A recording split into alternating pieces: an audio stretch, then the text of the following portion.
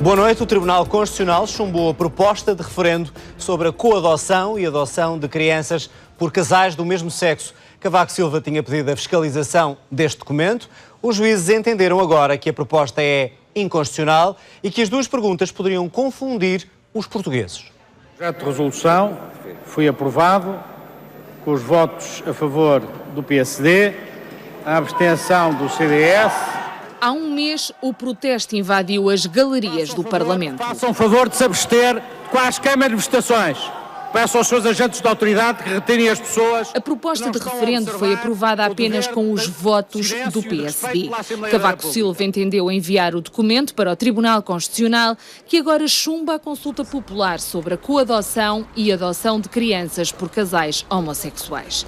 Os juízes entendem que as duas perguntas propostas podem confundir os eleitores. Sendo assim, é suscetível de conduzir à contaminação recíproca das respostas, não garantindo uma pronúncia referendária genuína e esclarecida.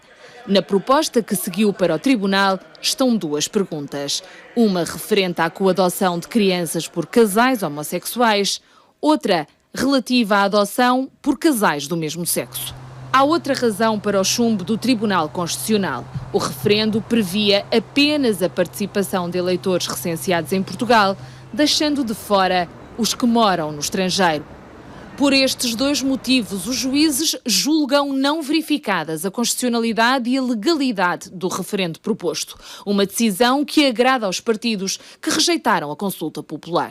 É absolutamente claro que o expediente e a golpada que foi tentada pelo PSD para evitar que o procedimento parlamentar, que a democracia funcionasse, não funcionou efetivamente e o Tribunal recusou as razões da pergunta do referendo. A maioria tenha consciência, o PSD aliás, tenha consciência de que não deve insistir num erro e deve deixar fechar este processo para que o Parlamento possa efetivamente levar ao seu termo a discussão de uma proposta. Os proponentes deste referendo não ignoravam que ele era inconstitucional.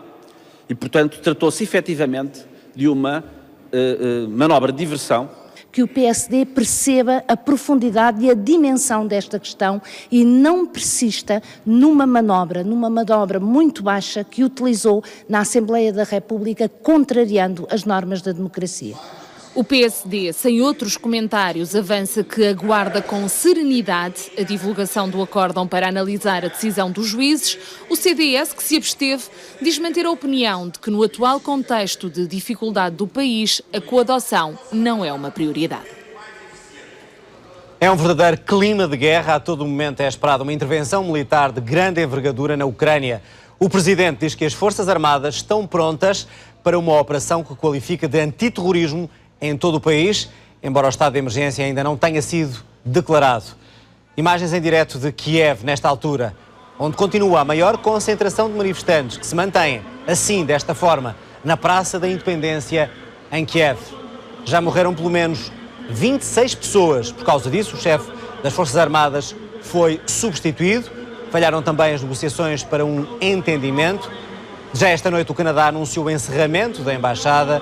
O Reino Unido também fez saber que a sua representação diplomática na capital ucraniana está temporariamente fechada ao público. E são estas imagens que se vê na principal praça de Kiev, da capital da Ucrânia. Também alguns rebentamentos, como estamos a ouvir nesta altura, e o fogo que separa os manifestantes da polícia, numa altura em que se espera uma intervenção do exército a qualquer momento. O dia tem sido, se podemos dizer assim, um pouco mais calmo, mas os ânimos estão a aumentar nesta altura em que se espera uma intervenção do Exército para acalmar esta manifestação. Eu recordo também que há manifestações como esta por outras cidades da Ucrânia, mas a principal é aqui na Praça da Independência.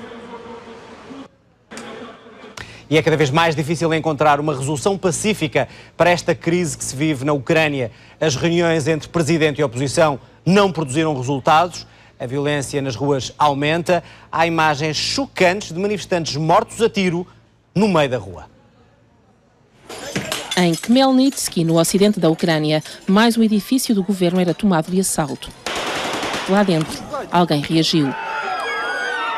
Os tiros feriram várias pessoas, uma mulher foi mesmo fatalmente atingida na cabeça. Em Kiev, um vídeo amador mostra o momento em que um homem é morto também a tiro durante a noite. São imagens como estas que mostram o nível de violência que marca o fim de 2 semanas de tréguas nas ruas da Ucrânia. Na Praça da Independência, junto ao monumento dos fundadores de Kiev, juntam-se os que protestam. Muitos vivem aqui há semanas e, a par da comida para matar a fome de muitas horas de ação, fazem-se coquetéis Molotov. Não muito longe está a Berkut, o Corpo de Intervenção Especial. É o símbolo da repressão de que quem protesta se queixa.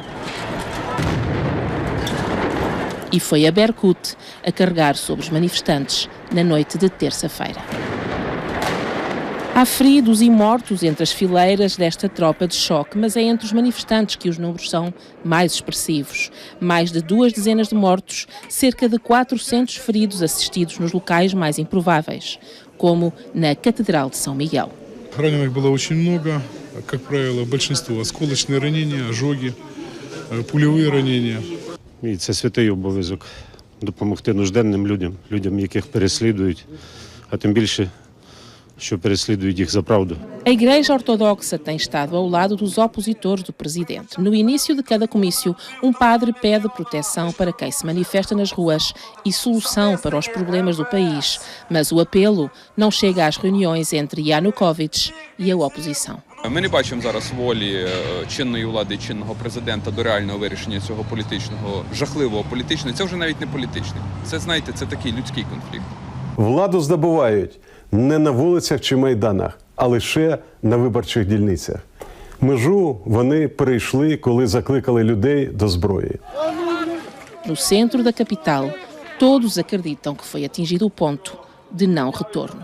Я думаю, буде ще не одна атака.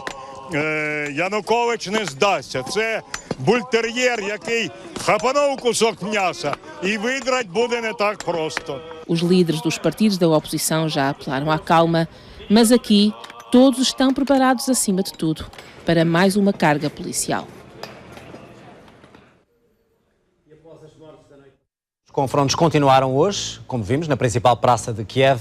Ao longo do dia, os manifestantes prepararam-se também para fazer frente a um novo assalto da polícia e, desta vez, possivelmente também do exército. A reportagem é do enviado especial da RTP, Evgeny Muravets. Uma guerra não passa sem serviços logísticos. Aqui no campo da oposição, na Avenida Khreshchatyk, estão a ser preparadas munições para confrontos. Menores não escapam às atividades de abastecimento da brita para apedrejar as tropas. A preparação de coquetéis Molotov é uma tarefa para os peritos. Garrafas de espumante, por exemplo, são espessas e não servem. Саме звичайні хороші бутилки пивні, самі прості. І б'ються хорошо, і намотуються на них ручки хорошо. Jovens fardados de grupos radicais levam bastões, lanças, katanas de fabrico artesanal e justificam a necessidade de defender a pátria. А що б ви зробили, якщо вас кидають гранати і стріляють? Що б ви зробили? За свою землю, за свою націю, за волю нашу я готовий. Я готовий віддати своє життя.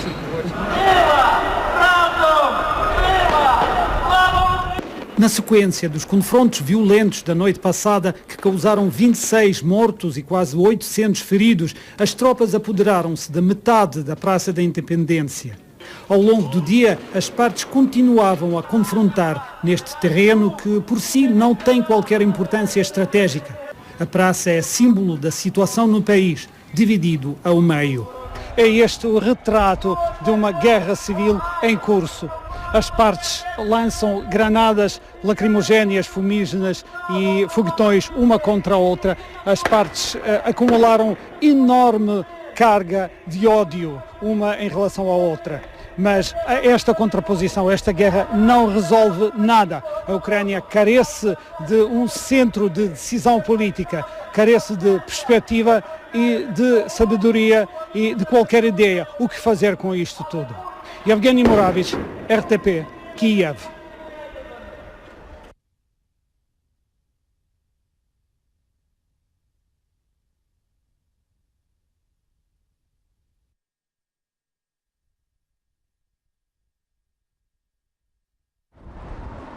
Os ministros dos Negócios Estrangeiros da União Europeia reúnem esta quinta-feira de emergência para decidir se vão impor sanções ao governo ucraniano. E a julgar pelas declarações do presidente da Comissão Europeia, Durão Barroso, essa hipótese é muito provável. There are no circumstances that can justify such scenes of violence. We condemn in the strongest terms the use of violence as a way to solve a political and institutional crisis. Se as sanções não vierem da União Europeia como um todo, poderão vir de alguns países individualmente. São os casos da Alemanha e da França que criticaram duramente o presidente Yanukovych. Ceux qui ont commis des actes, ceux qui se préparent à en commettre d'autres, doivent savoir qu'ils seront sanctionnés. Tal como a França, também o Reino Unido diz que o governo ucraniano deve prestar contas pela violência inaceitável. A Rússia garante que não vai interferir e acusa a oposição de tentativa de golpe de Estado. Já os Estados Unidos pedem a Yanukovych para recuar e regressar ao diálogo com a oposição, caso contrário, avançam com sanções. We believe the choice is clear, and we are talking about the possibility of sanctions or other steps with our friends in Europe and elsewhere in order to try to create the environment for compromise. As Nações Unidas anunciaram a abertura de uma investigação urgente e independente. Na Praça de São Pedro, o Papa Francisco apelou ao fim de todas as ações violentas. Em nome do Padre, do Filho e do Espírito Santo. E mais à frente no telejornal vamos estar em direto da Praça da Independência em Kiev, com o nosso enviado especial, numa altura em que se prepara uma grande intervenção do exército neste conflito na Ucrânia. Encontraste com a minha filha para ter relações sexuais com ela. Revelações da mãe de uma adolescente vítima de um predador sexual da internet. O testemunho é exclusivo na RTP, mais à frente no telejornal. O FMI avisa que a austeridade vai ter de continuar em Portugal e que é preciso cortar mais 2 mil milhões de euros na despesa do Estado para cumprir o déficit em 2015. O Fundo Monetário Internacional elogia o trabalho feito pelo Governo, mas alerta que muito ainda há que fazer. O chefe da missão do FMI em Portugal avisa que o ajustamento não está terminado. Perante uma dívida tão alta, é evidente que será necessário uma consolidação orçamental ainda maior.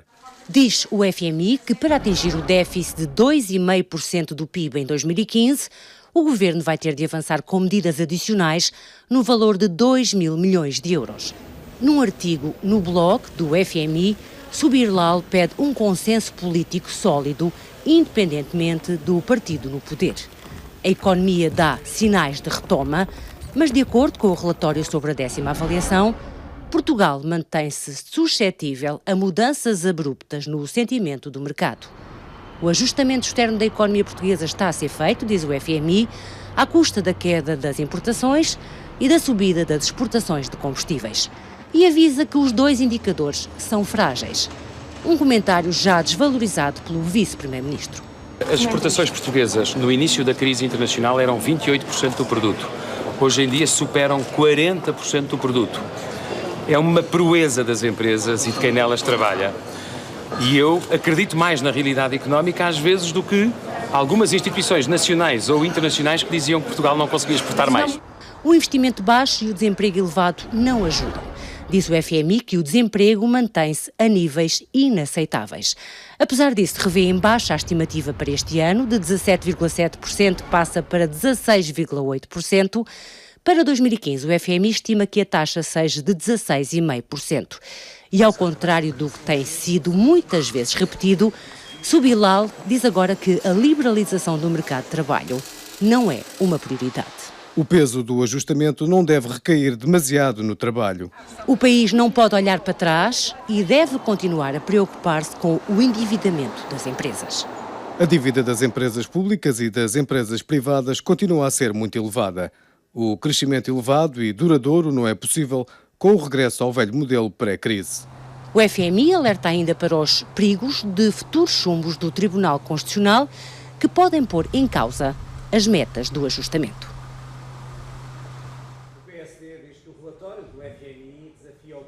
Ao diálogo e ao compromisso. A oposição, pelo contrário, considera que o Fundo Monetário Internacional está a tirar o tapete ao Governo. O PS acusa ainda o Executivo de estar a preparar mais cortes sobre os funcionários públicos e sobre os pensionistas. Passadas 10 avaliações, a menos de 3 meses do fim do programa assinado com a Troika, o PS exige que o Governo esclareça quais os cortes que são definitivos.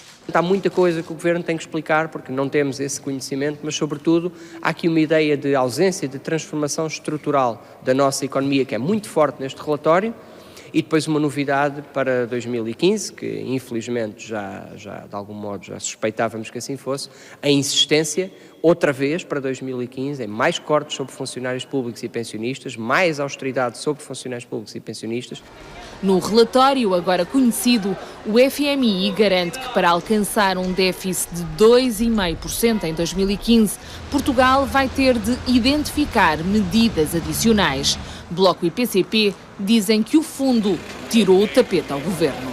O Governo continua a mostrar um grande servilismo ao FMI, a Troika continua a demonstrar que este caminho de roubo e de compressão dos salários dos portugueses, das pensões e da despesa pública com a consequente redução dos serviços públicos e das funções sociais do Estado é o caminho que satisfaz os mercados. Dizer que vamos ter um desagravamento da carga fiscal quando o FMI nos diz que é pela carga fiscal que temos que continuar e que teremos ainda mais austeridade ao virar da esquina, é a demonstração que as palavras do Governo são pura campanha eleitoral.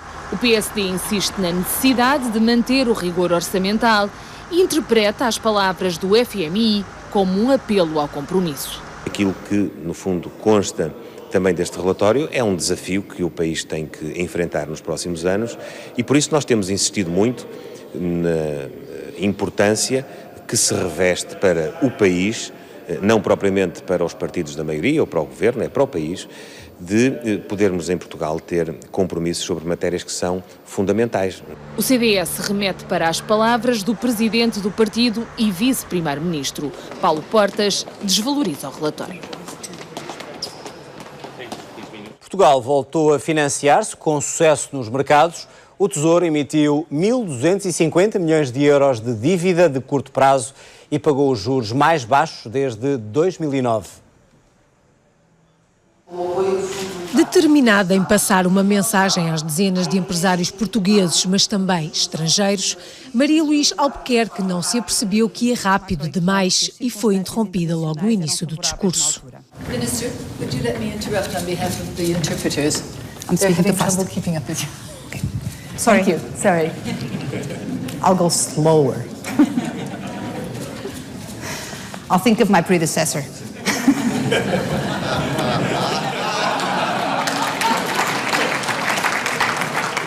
Não ao ritmo de Vítor Gaspar, mas mais devagar, a ministra deu a chave para o crescimento económico, disciplina orçamental. A carga fiscal pode ser mais baixa e os recursos ficam assim libertos para a economia, em particular para o investimento privado produtivo. Mais do que responder às condições impostas pelos parceiros internacionais, trata-se de garantir que foi a última vez que tivemos de oficializar um pedido de ajuda externa. Mesmo que a expressão não seja atrativa numa altura em que se aproximam eleições. There are always concerns around electoral periods, not just in Portugal, everywhere, because fiscal discipline is not as sexy and appealing as fiscal spending. So it's not so much a question of austerity, it's a question of discipline.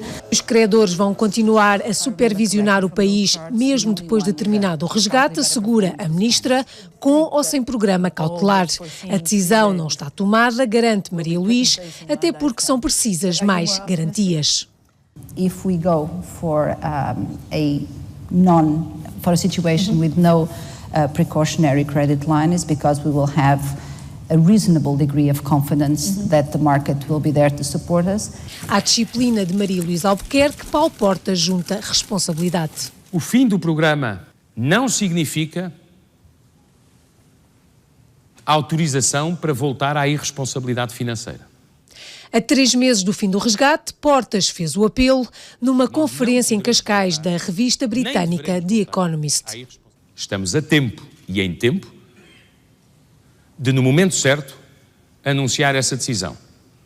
Um pouco mais de paciência significará, certamente, um pouco mais de prudência. E deu o exemplo da Irlanda, que tomou a decisão no mês anterior à saída do programa. Como viram, estas foram as conclusões da Cimeira Lisbon Summit, da revista The Economist. Vamos agora sim saber como Portugal voltou a financiar-se com sucesso nos mercados e pagou juros mais baixos desde 2009. Foi mais uma emissão de dívida bem-sucedida. Portugal voltou a financiar-se nos mercados, obteve toda a verba prevista, 1.250 milhões de euros, e a juros bem mais baixos. Na prática, foram duas operações de curto prazo. Há 3 meses, o Estado obteve 250 milhões de euros. A taxa de juros foi de 0,46%, abaixo dos 0,49% da última emissão comparável, feita em meados de janeiro. O Tesouro emitiu também 1.000 milhões de euros a um ano. Neste caso, a taxa de juros ficou-se pelos 0,75%, também bastante abaixo dos quase 0,87% com que o Estado se comprometeu em janeiro. A procura por parte dos investidores superou largamente a oferta, tendo sido mesmo 6 vezes superior no prazo mais curto. Esta emissão mostra que Portugal continua no radar dos investidores, mas está longe de ser decisiva. Os testes mais importantes serão novas emissões a 5 ou a 10 anos que deverão ocorrer nos próximos meses e que permitirão então perceber se Portugal está em condições de andar pelo seu próprio pé depois de acabar a ajuda da Troika. Com a imagem de José Carlos Ramalho, Rui Alves Veloso, RTP. Chumbado o referendo à coadoção por pessoas do mesmo sexo, como é a vida desta criança com 2 mães? Reportagem mais à frente, aqui no Telejornal. Clima de guerra na Ucrânia. Como lhe disse há pouco, a todo momento é esperada uma intervenção militar de grande envergadura em toda a Ucrânia, em especial em Kiev, onde continuam concentrados os manifestantes, como podemos ver, na Praça da Independência. A situação é a de todas as noites, habitualmente, com fogo a separar polícia e manifestantes e também algumas explosões. O chefe das Forças Armadas já foi demitido, com 26 mortos já depois destes confrontos, e também ameaças internacionais de que algumas embaixadas podem ser encerradas se não for encontrada uma solução pacífica para esta solução. Evgeny Moravec, muito boa noite. Pergunto, nesta altura, qual é a situação que se vive aí na Praça da Independência, numa altura em que se teme e se espera que o Exército seja chamado? Começou a chover e a chuva contribuiu para uma detenção da situação. Agora as tropas estão aqui molhadas, todas acumuladas debaixo da chuva, e os manifestantes, algumas centenas delas, não se vê porque a praça está totalmente apenas iluminada por chamas. Algumas centenas de pessoas ou milhares de pessoas estão agora a assistir a um concerto improvisado e algumas intervenções de alguns políticos, de sacerdotes, mas o que está patente é uma tentativa de manter o grau de protesto aqui na Praça da Independência, mas o que passa, a Praça da Independência hoje em dia é apenas o cúmulo daquilo que passa na Ucrânia. As coisas mais perigosas passam nas províncias, onde há muitas sublevações, muitas tentativas de assalto de grupos radicais aos órgãos de Estado e de autoridades, os grupos radicais atuam de forma impiedosa. Hoje o governador numa das regiões recentemente nomeado foi obrigado forçadamente ajoelhado na presença do público e foi feito designar do cargo, e cenas dessas acontecem em toda a Ucrânia, e o perigo não é bem aquilo que está a acontecer agora na Praça da Independência. Evgeny, se de facto os militares forem chamados para uma grande operação, como está a ser anunciado, isso pode melhorar a situação ou complicar ainda mais a violência? Claro, pode, mas ao que parece, nós não reparamos grandes movimentações de tropas esta noite aqui na Praça da Independência. Ainda falta algum tempo até a madrugada. Pode haver uma intervenção, mas para já vê-se ao longo do dia hoje, via-se que as autoridades não podem reagir de forma dura. Braço de ferro não está a funcionar aqui, porque circularam alguns boatos de que o presidente Presidente iria decretar uma operação antiterror que amplia significativamente os poderes das tropas, mas isto não veio a acontecer. Agora a situação está em águas de bacalhau, não se percebe o que é que as autoridades planeiam fazer e nesse vácuo do poder estão a agudizar-se as tensões por parte dos grupos radicais. Evgeny Moravich, o enviado especial da RTP, que vai continuar em Kiev a acompanhar toda esta situação de conflito, de guerra na Ucrânia. Violentos confrontos também na Tailândia provocaram 5 mortos e mais de 60 feridos. Os confrontos começaram quando a polícia tentou retirar à força os opositores ao governo tailandês. Opositores que há meses bloqueiam o acesso aos principais ministérios. Na capital tailandesa foram ainda detidos 100 manifestantes. Todos protestam contra o governo, pedem a demissão da primeira-ministra.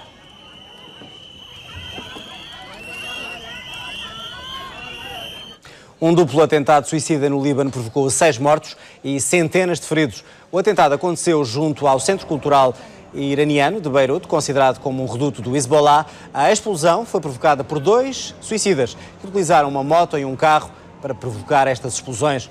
Atentado já reivindicado por um grupo rebelde sírio com ligações à Al-Qaeda.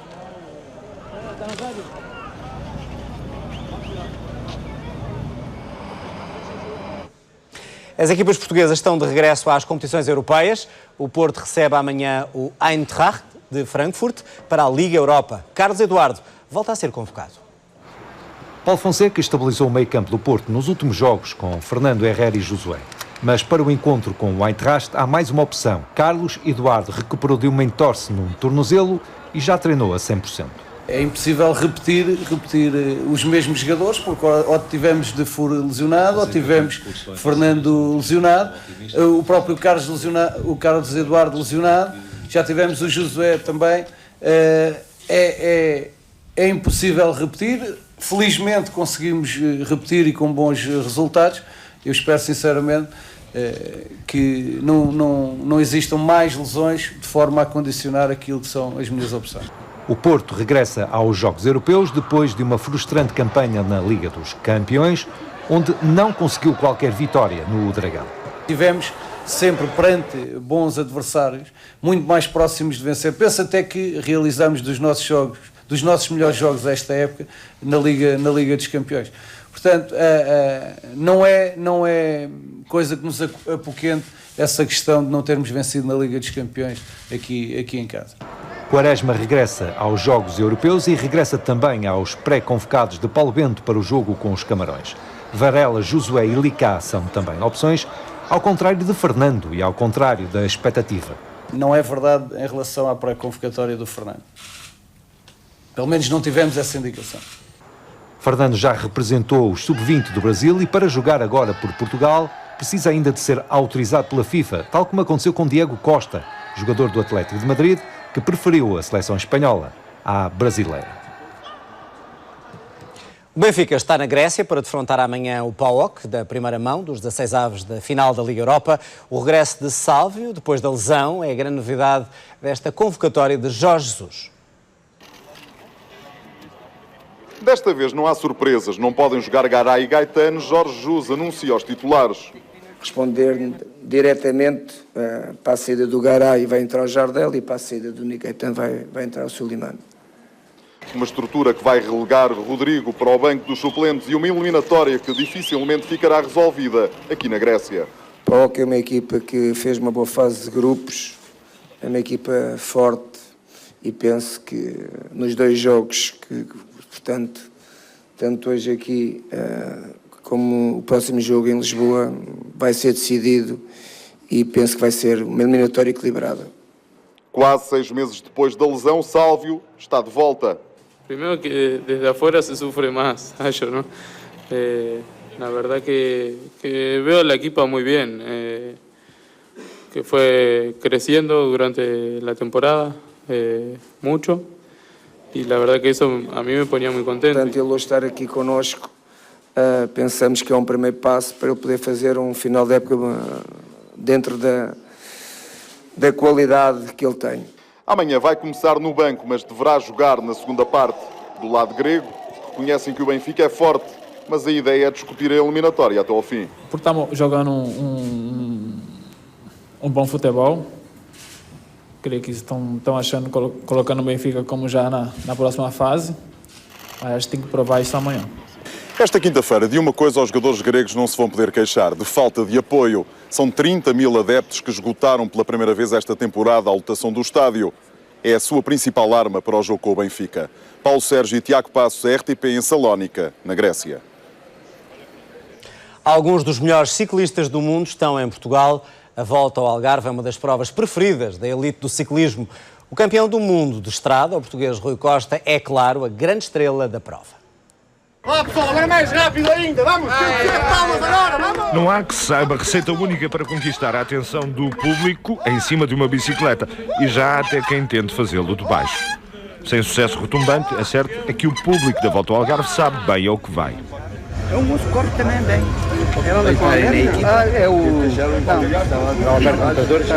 Quem ama o ciclismo sabe que esta é a única prova portuguesa onde é possível ver ao vivo estrelas como Mark Cavendish e Alberto Contador, Tony Martin, campeão do mundo do contrarrelógio, e até Rui Costa, o de estrada. Ser português não chega para o trazer cá. Tony Martin explica. Actually, it's a really nice race. Good organization, nice hotels, good people around here, nice fans. Yeah, sun is shining most of the time. Good to prepare the further season. É então o mundialmente famoso Sol do Algarve que nesta altura traz a Portugal o supra-sumo da elite velocipédica. Pernas caras de rostos célebres a precisar de quilómetros em local seguro e sossegado, ainda que a coisa aperte sempre no fim da etapa. Nesta primeira, viu-se Rui Costa empenhado em juntar à presença um lugar de destaque na etapa e ao fim de contas em Albufeira sendo segundo. Sim, mas atrás de um companheiro de equipa, Sacha Modolo. Eis o primeiro líder da prova. E o Rui Costa radiante com o estar em casa. O meu colega a ganhar e eu poder fazer segundo, acho que é muito importante para nós, é importante para a equipa. Desde o início já estávamos a contar com o Sacha e teve muito bem. E depois do melhor português, Rui Costa. Mãe, namorada e família, tão solicitado é o seu Rui que quase elas passam só para o público. Tão público ele se tornou. Pelo menos ao pai ainda conseguiu dar um mimo. Já tem quase nenhum. O inverter receptor. Em Oliveira do Hospital, um restauro da Sagrada Família acabou em polémica. Afinal, as figuras ficaram bonitas demais.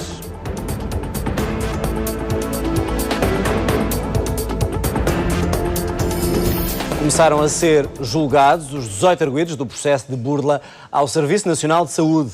São acusados de burlar o Estado através do uso fraudulento de receitas médicas. Um esquema que pode ter lesado o Estado em cerca de 4 milhões de euros. O julgamento do processo Remédio Santo poderá acabar quase sem ter começado e graças a uma receita ainda pouco prescrita por cá. Chama-se Acordo em Sentença Penal. É uma solução completamente inovadora. Só há 2 casos apreciados nesse contexto em Portugal. E, no fundo, consiste nisto com base numa confissão integral e sem reservas, e com base num acordo sobre a indemnização que haja de ser pago, ser feita uma negociação sobre a própria pena. Há interesse para o Estado em resolver este assunto, em vez de termos um julgamento. Reparem que já está marcado até julho, só para terem uma ideia, todas as semanas. Há interesse na medida em que se descobre e há uma cooperação da parte de todos os arguidos no sentido da descoberta da verdade. A solução foi proposta pelos advogados de todos os arguidos e está a ser negociada com o Ministério Público em termos que, para já, ninguém quer divulgar. O Sr. Procurador precisou de tempo também para consultar a sua hierarquia e nós, durante a próxima semana, vamos continuar as negociações até a próxima quarta-feira, que será a data da próxima audiência. Certo é que no banco dos réus estão, por enquanto, 18 arguidos, incluindo médicos, um preso preventivamente. Farmacêuticos e delegados de informação médica respondem por burla qualificada, falsificação do documento e associação criminosa, porque desde 2009, defende a acusação, montaram um esquema que começava em 2 supervisores de equipas de propaganda médica que recrutavam médicos para prescrever medicamentos comparticipados pelo Serviço Nacional de Saúde em nome de utentes que nem sonhavam com a situação. As receitas eram enviadas em farmácias que depois enviavam os pedidos de comparticipação ao Estado. Alguns medicamentos não saíam sequer das prateleiras, outros eram exportados no mercado paralelo. O Estado terá ficado prejudicado em 4 milhões de euros. Sendo que este é, contudo, apenas o primeiro caso do género a chegar a julgamento, estima-se que as burlas na saúde poderão atingir os 150 milhões de euros. Como já lhe disse na abertura do telejornal, o Tribunal Constitucional chumbou a proposta de referendo sobre a coadoção e adoção de crianças por casais homossexuais. Atualmente, os filhos de casais do mesmo sexo só são registados com o nome de um dos pais, o outro legalmente não tem qualquer relação de parentesco. RTP mostra-lhe agora como é a vida de uma criança que tem duas mães. Matias é o homem da família de Marta e Mariana. Quem está aqui? Mamãe. E aqui? Mãe. E aqui? Matias. Matias. Mariana, a mamã, é a mãe natural de Matias. Tentámos as duas, inseminação artificial, alternadamente, e depois decidimos fazer fertilização in vitro. O Matias é feito uma fertilização in vitro em Barcelona. Matias nasceu em Lisboa. No registro só pôde ter o nome de Mariana. Marta não consta. Eu sou um X no cartão de cidadão do Matias. Matias tem hoje convidados para o lanche. Vamos abrir? Vamos abrir? Onde está o boi? Olá! Olha aqui. Olá, Matias! Então, como a avó? A avó é a mãe de Marta. Meu querido, sou a avó de Matias do coração, não é? Porque legalmente não sou. Acho que isto que é uma farsa. Antes mesmo dele nascer, nós acompanhámos. Ele nasceu no dia, eram 6 da manhã, a Mariana foi para o hospital e eu fui àquela hora também para o hospital. Já lá vão quase 2 anos. Isto é a nossa estrelinha, é um amor grande.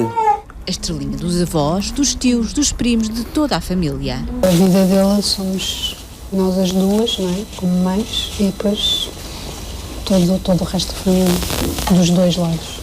Ele foi bem aceito pela família dos dois lados? Completamente. No bairro onde vivem, também todos reconhecem a maternidade de Marta e Mariana. As pessoas perguntam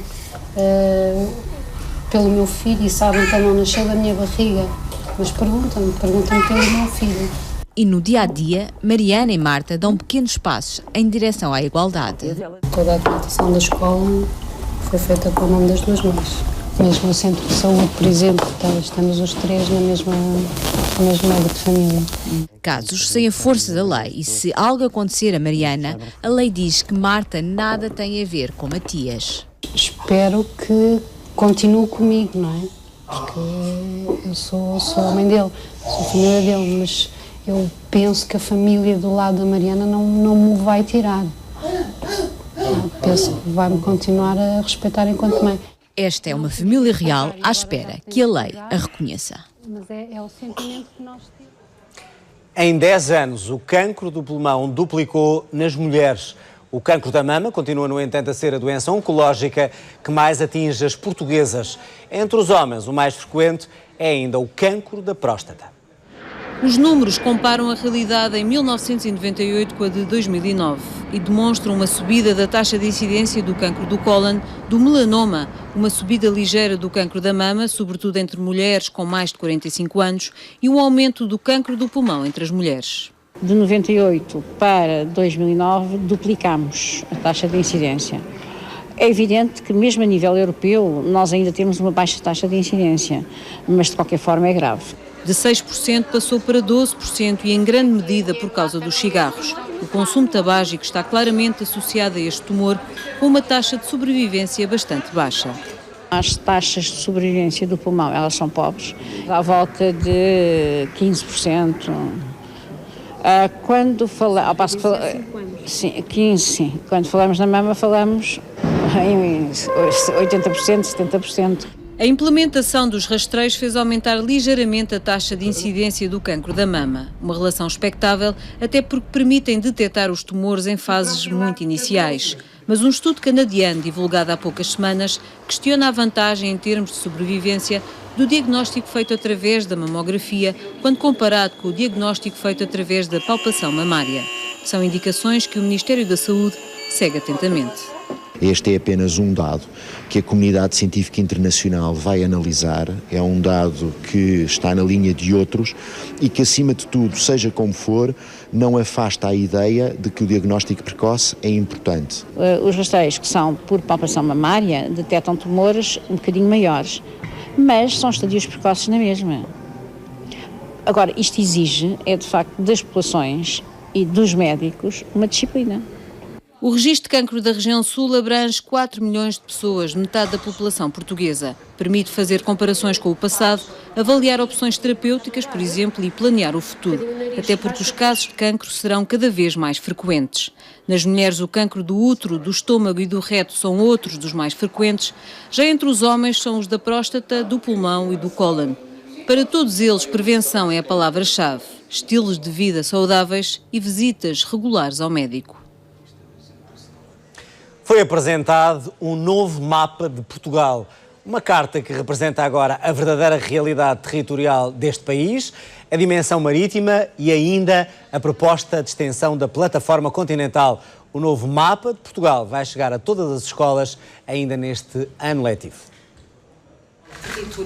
É este o novo mapa de Portugal. E aqui podemos ver as 3 zonas económicas exclusivas, portanto a zona adjacente ao continente, a zona do arquipélago da Madeira e a zona do arquipélago dos Açores. Em Tracejado surge já também a extensão da plataforma continental, uma candidatura que aguarda o aval das Nações Unidas. Quando tudo isto for realidade, nós temos um país em que 90% é mar, 97% é mar. Chama-se Portugal é Mar e é a nova configuração do que é o país. Já a partir deste ano letivo, vai estar presente em todas as escolas. Estará em todas as salas de aula do nosso país. Temos um mapa que é uma referência para discutir aspectos diversos relacionados com o mar. A história, a atividade económica atual, a geografia, a exploração dos oceanos, a exploração o que são as plataformas continentais, o que é a continuidade geológica. E é fundamental que os mais novos compreendam que Portugal é um país enorme. Tenho pena de, quando eu era estudante, não ter à minha disposição um mapa destes. Este Portugal é Mar vai acompanhar o Presidente da República e a Ministra Assunção Cristas na próxima semana na Cimeira Mundial dos Oceanos, que terá lugar em São Francisco, nos Estados Unidos da América.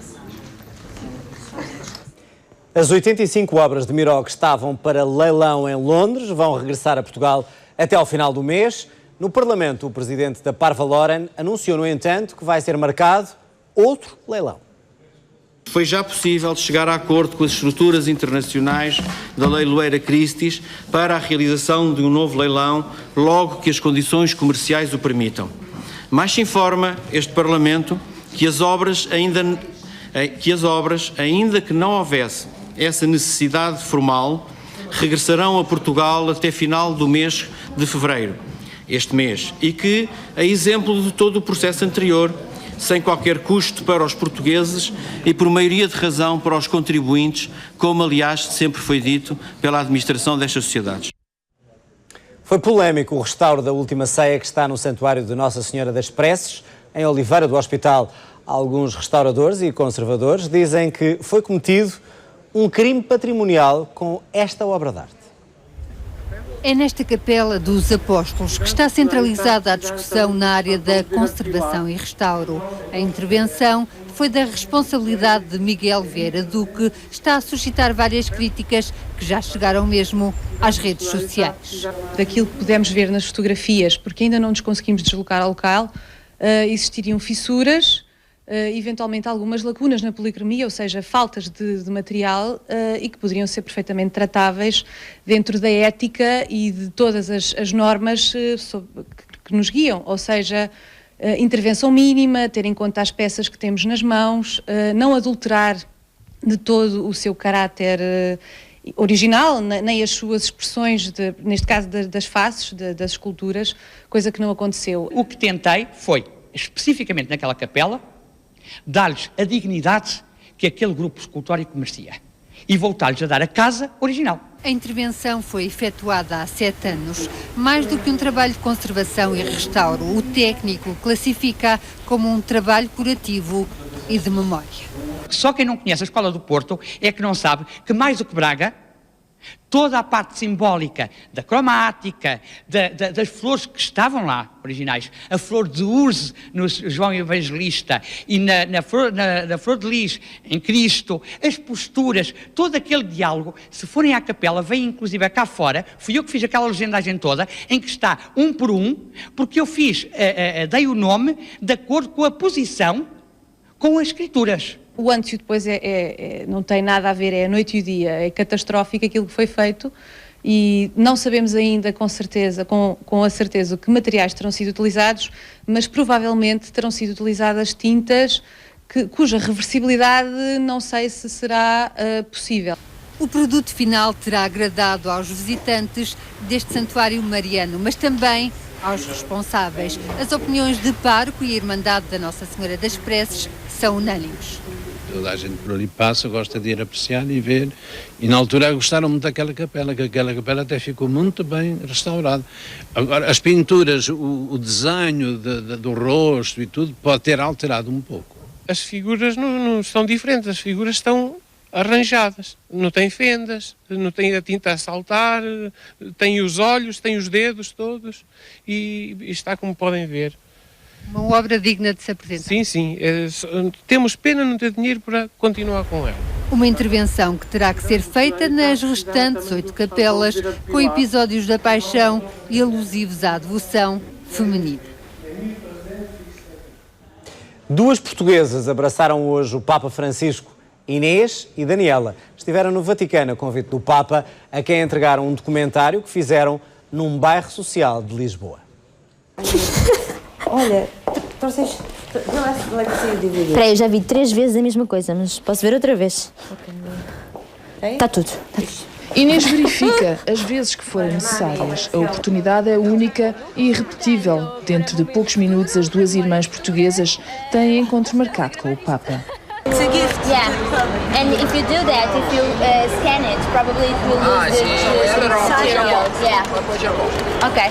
Cuidados redobrados no acesso à Praça de São Pedro. As irmãs têm medo que o aparelho estrague o DVD que gravaram para entregar a Francisco. Daqui a muitos anos, quando eu for muito velhinha e tiver muitos filhos, vou querer... Isto é o nosso DVD. Isto é o nosso trabalho. Foram horas de trabalho. O lugar é privilegiado ali, mesmo ao lado do palanque.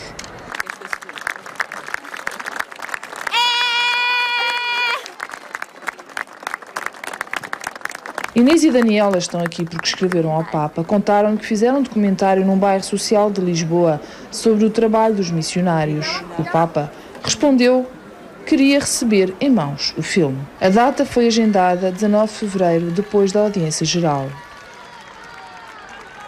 Viram e ouviram o Papa. Io vi dico, ogni volta che noi ci confessiamo, Dio ci abbraccia, Dio fa festa. Andiamo avanti su questa strada. Que o Signore vi benedica.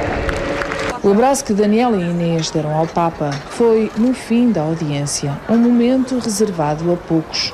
Só as câmaras do Vaticano têm acesso. O testemunho das irmãs dá-nos a imagem. Não conseguimos o selfie, mas... Conseguimos um grande abraço. Conseguimos dois abraços. E demos também, deixa-me só dizer isto, demos também um abraço para o nosso povo, pela nossa gente de Portugal, não foi? Foi.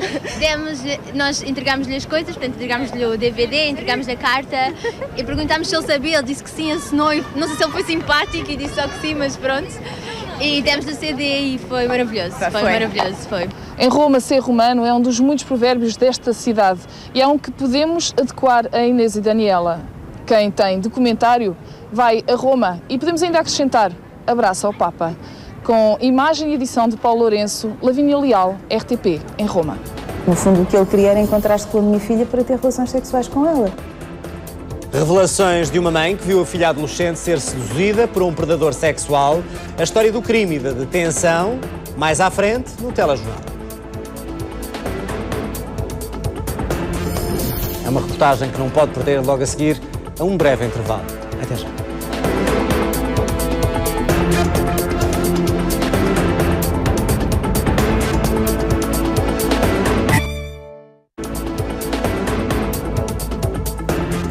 A mãe de uma das vítimas de um predador sexual que atacava adolescentes na internet falou em exclusivo para a RTP. O homem, de 52 anos, é acusado de crimes de pornografia infantil, abuso sexual de crianças e de ato sexual com adolescentes. O caso chegou a julgamento 5 anos depois de ter sido denunciado. Adriana aceitou agora contar à RTP como a filha foi seduzida e como a polícia apanhou o suspeito. Começava por se identificar como um jovem. No Messenger, no i5, metia conversa com jovens entre os 12 e 15 anos. Depois falava de um tipo mais velho, um tio que a achava bonita, que gostava de a conhecer. Ela não sabia que ele na altura tinha 52 anos. Pensava que ele teria o quê? 30? Ou não pensava. Tem 13 anos, não é? Maria estava naquela idade em que o corpo é um mistério. Este homem jogava com a autoestima. A filha de Adriana passou o verão de 2008 a ser seduzida. Por trás do computador, um sargento reformado da Marinha, casado com 2 filhos. A premeditação deste tipo para uma miúda de 13 anos é incrível. Não só demora meses a engatar, a pedir sucessivamente fotos mais ousadas, usando como moeda de chantagem a fotografia anterior. Está tudo muito bem pensado, não é? A filha de Adriana entrou em pânico, teve mais coragem do que medo e confessou à mãe que um homem estava a forçá-la a um encontro, usando fotos comprometedoras como chantagem.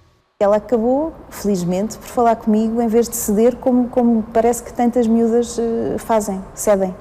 Nessa mesma noite, Adriana chamou a polícia judiciária. A minha filha foi utilizada como isco para apanhar este fulano. Tínhamos uma série de procedimentos a respeitar. Tivemos nós que esperar que ele tomasse todas as iniciativas, o que naquele momento me pareceu uma eternidade e que só demorou 2 ou 3 dias, porque no fundo o que ele queria era encontrar-se com a minha filha para ter relações sexuais com ela.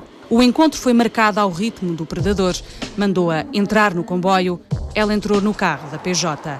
Agentes à paisana seguiam na carruagem, o veículo da judiciária com Maria acompanhava-o, até este homem dizer-lhe onde devia sair. Foi detido sem que Maria o tivesse de ver. A judiciária encontrou no carro dele uma pen devidamente codificada, com palavras-passe, etc., onde ele guardava perfeitamente organizados pastas com os nicks de todas as raparigas e com todos os elementos recolhidos de todas elas. Muitas outras jovens não foram identificadas pela polícia judiciária. O que não me parece bem é que este tipo de comportamento seja depois perfeitamente impune, que haja de facto justiça, que ele não saia dali, enfim, quase de férias. Que eu acho que é o que aconteceu nestes 5 anos e meio. Ele teve quase de férias. Ele é reformado, termo de identidade e residência, tinha que se apresentar a cada semana ou a cada 2 semanas na polícia e de resto continuou com a sua vida perfeitamente normal. Maria hoje tem 18 anos, namorado, uma vida normal, uma relação com a internet de grande respeito. Só ao final de 5 anos é que este homem foi a tribunal. Além de Maria, existem ainda outras vítimas. Uma, de 15 anos, que lhe apontou o dedo. Paula não teve tanta sorte, cedeu ao encontro, o qual está descrito com minúcia no despacho de acusação. Nem sei explicar, eu acho que estava a ler aquilo e o que nos estava a acontecer inclusive, ter que parar a meio, não conseguir continuar a ler a descrição. Aquela paragem técnica para respirar fundo e para perceber se tinha coragem para voltar a ler, para continuar a ler o depoimento dela. Ainda bem que a minha filha teve a coragem de falar comigo e de evitar qualquer situação dessas. Durante longas semanas não deixava a filha sair. Temia que, não lhe conhecendo o rosto, que qualquer homem com que se cruzasse podia ser o predador sexual. O Ministério Público pediu o agravamento dos crimes de coação e pornografia infantil, acusa-o ainda de crimes de abuso sexual de crianças e crime de ato sexual com adolescente. Dia 5 de março será conhecida a decisão do coletivo de juízes. Voltamos a um dos temas principais deste telejornal. Kiev, que vive mais uma noite em clima de guerra, depois de mais de 2 dezenas de mortos. Os manifestantes não arredam pé da Praça da Independência. Manifestam-se, como vemos, contra o presidente e não receiam mesmo o envio de tropas. O exército promete atuar nas próximas horas, mas nenhum dos manifestantes parece temer esta maior carga das autoridades. A BBC está a avançar que o governo enviou já unidades de paraquedistas para proteger instalações militares em vários pontos do país. Estas continuam a ser imagens em direto de mais uma noite em clima de guerra na capital ucraniana, a cidade onde toda a Europa tem nesta altura os olhos postos, todos os desenvolvimentos para seguir na RTP Informação.